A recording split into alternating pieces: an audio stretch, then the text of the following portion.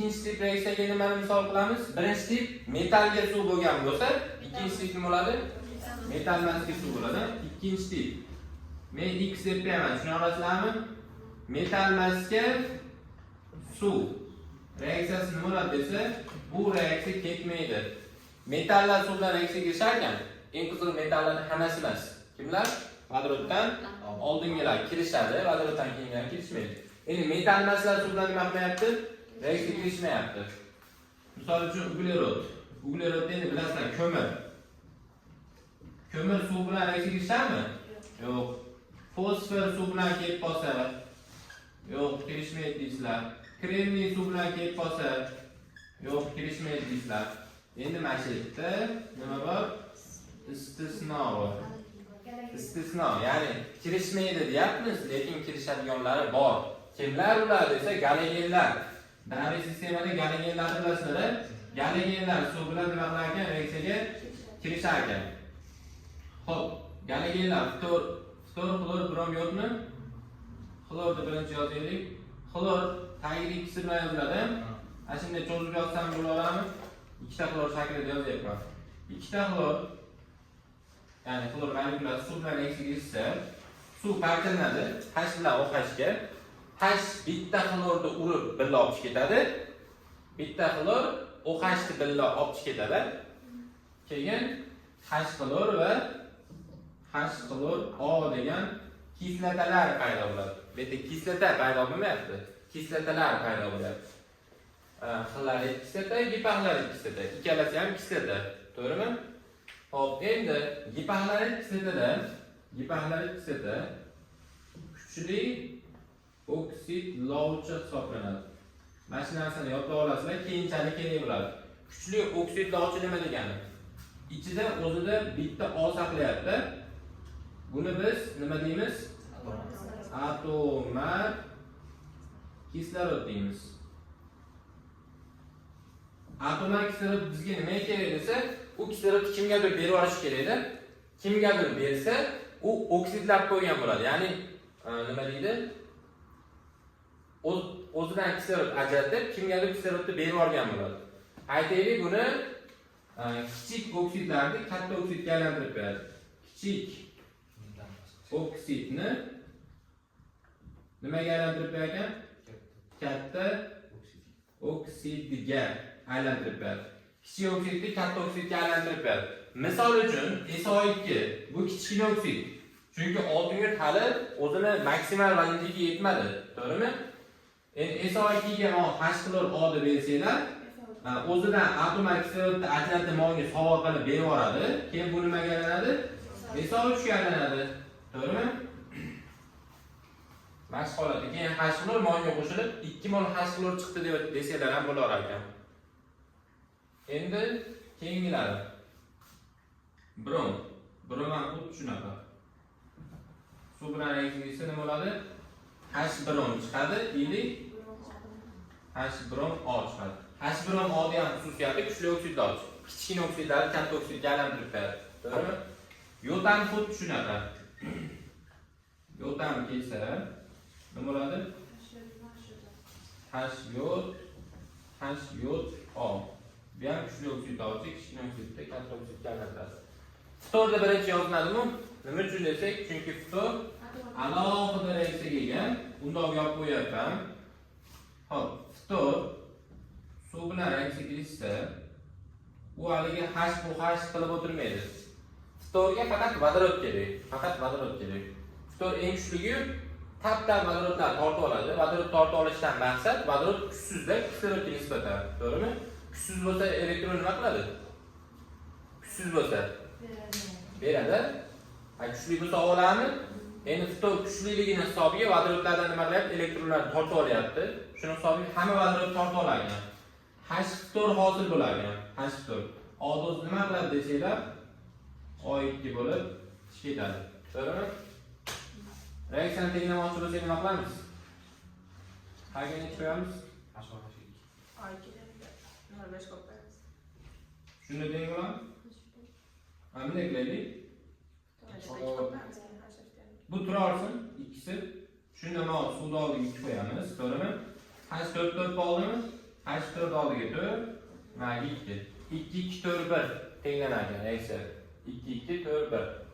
Xuddi shu reaksiyaning nomi bor edi. Nima edi? Suv yonishi. Suv yonishi reaksiyasi. Suv yonishi reaksiyasi. Ya'ni suv yonyapti. Tushundinglarmi? Ketdi. Do'stlarga chiroyli.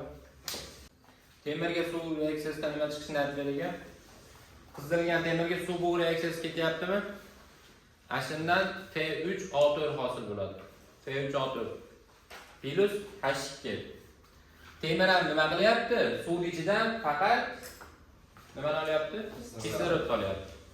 Temirga kislorod kerak, ftorga vodorod kerak mana.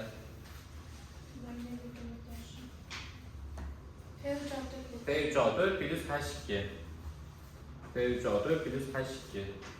F3O4 nomi magnetli temir toshi. Magnetli temir tosh. Yoki magnetit nomi bilan ham keladi. Magnetit.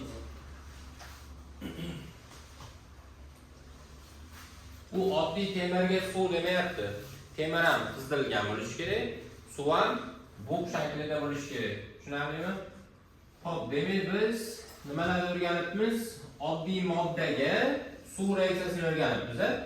Oddiy modda deganda daryo sistemida 118 element hammasi oddiy moddaga misol. Misol uchun bu element qanaqa qilib modda bo'lishi mumkin degan savol qiynamayaptimi? Temir elementning daryo sistemida ham ko'ryapsizlar, hayotda ham ko'ryapsizlar. Demak, u modda ekanmi? Qanaqa modda ekan? Oddiy modda ekan. Chunki tarkibi faqat bir xil elementdan tashkil topadi. Xo'p, endi 3-tip reaksiya qanaqa desak, endi oksidlarni o'rganamiz. Oksidlar ham o'zi aslida deyilgan bo'lsa 6 ga bo'linib ketadi. Biz endi 2 ga bo'lib o'rganaylik. Metal oksid va qanaqa? Metal oksidi. Metal oksidga suv reaksiyasini o'rganamiz. Metal oksidga suv reaksiyasi bo'ladigan bo'lsa, bu yerda metal OH hosil bo'ladi. Metal OH hosil bo'ladi. Reaksiya tipi birikish.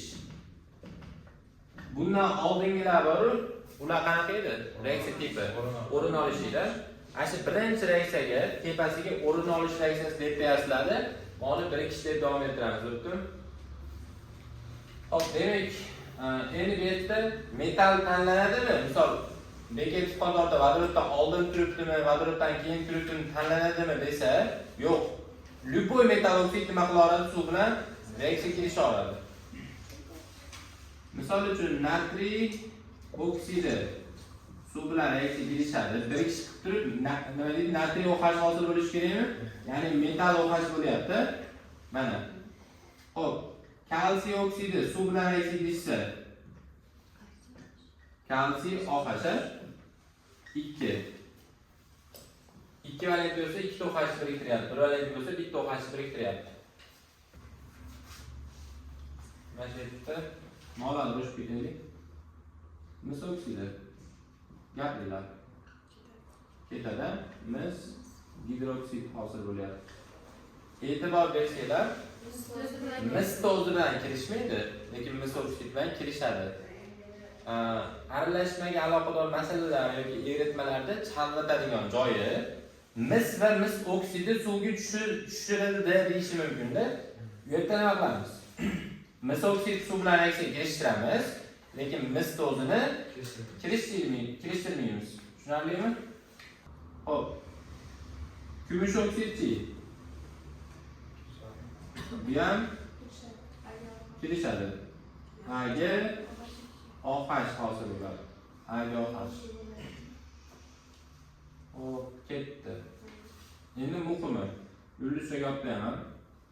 Qaranglar. Temirga suv reaksiyasi. Temirga suv reaksiyasi. Qizdirilgan temirga suv bug'i bo'lsa, F3O4 hosil bo'ladi. Bundan nima yozishim kerak-da? Birinchi tip reaksiyadan adashib ketibman. Oksid yozib qo'yaylik. F3, F2, O3. F2, O3 ga suv. Nima chiqadi? FOH dan 3 ta. FO ga suv. POH'dan 2 ta. Mayda temirning 2 xil valentligi bor, 3 valentligi bor, 2 valentligi bor. Temirning necha gidroksid chiqishini qadam bilib olyapmiz. O'tmishiga qarayapmiz. Mana oksid holatida 3 valentligimi, keyin ham 3 valentligi chiqyapti. Oksid holati 2 valentligimi, keyin ham nima bo'lyapti? 2 valentligi chiqyapti. Hop, bundan olib bitta muhim reaksiyani yozib beraman. Любой metall oksid suv bilan reaksiyaga tushyapti. Bittasi kelishmaydi. Alyuminiy oksid suv bilan reaksiya nima bo'lmaydi? Kelishmaydi. Esdan chiqarmaysizlar. Atay undoq yopib qo'yapman. Kelishdimi? Nima deydi? Alyuminiyni o'zi kelisha olsa, lekin alyuminiy oksid nima qilmaydi ekan? Kelishmaydi ekan. Bo'ldi, bu 3-tip reaksiya. Endi 4-tip yutsam bo'ladimi? Yo'q, to'xtanglar. Ashta ham narsani yozib qo'yib, qaranglar. Mis plus suv. Nima bo'ladi? Mis oksid plus suv. Nima bo'ladi? Kelishadi? Mis gidroksid hosil bilan olib kelishmaydi. Endi bunday bo'ladi. Mis plus suv O2.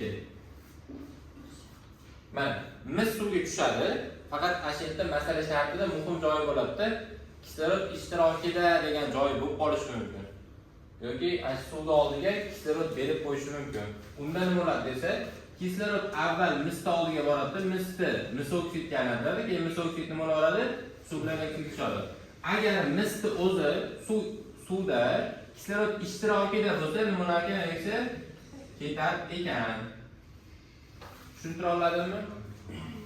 Hop, endi yana bitta muhim joyi. Natriyni bittasiga bitta suv reaksiyaga tushyapti-ku. Endi bu yerda natriy oksidini bittasiga bitta suv reaksiyaga tushmaydi. Nima uchun desanglar, bittasiga bitta reaksiyaga tushar ekanmi?